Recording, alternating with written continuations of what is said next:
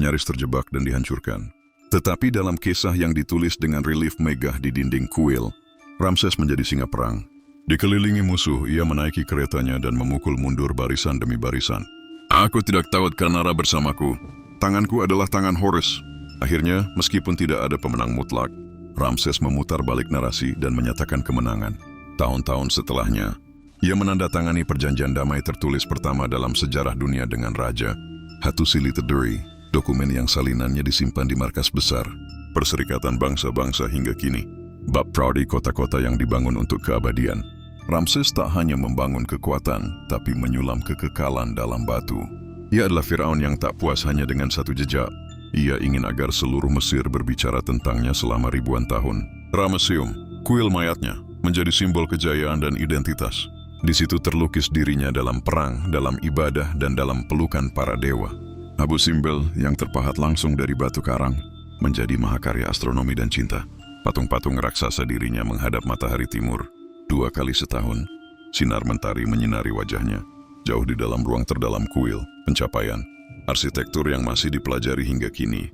Ia juga mendirikan Pirameses, kota baru di Delta Timur, megah, hidup, dan penuh pasukan serta istana.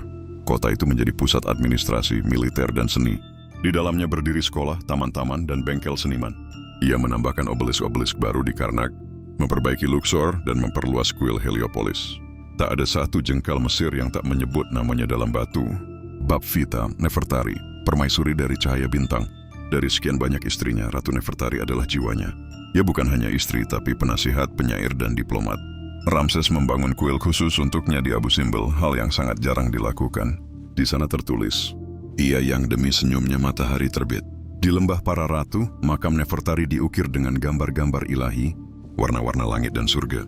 Hingga kini, makamnya disebut sebagai yang paling indah di Mesir. Ramses memiliki lebih dari 150 anak, dan ia mendidik mereka sebagai panglima, pendeta, dan gubernur. Ia membentuk dinasti yang kuat dan besar. Bab Spi, kejayaan di senja umur. Semakin tua Ramses, semakin besar wibawanya. Ia menyaksikan generasi demi generasi datang dan pergi, termasuk banyak dari anak-anaknya sendiri. Ia hidup lebih dari 90 tahun, usia yang luar biasa. Rakyat mulai menyembahnya sebagai dewa hidup. Para duta besar dari negeri-negeri jauh datang membawa emas, anggur, dan permohonan damai. Ramses memerintah dengan tangan bijak. Ia menjunjung keadilan, menjaga keselarasan Ma'at, dan menjadikan Mesir sebagai pusat peradaban Timur Dekat. Ia meninggal di tahun 1213 sebelum Masehi dan disemayamkan dalam makam mewah di lembah para raja. Namun,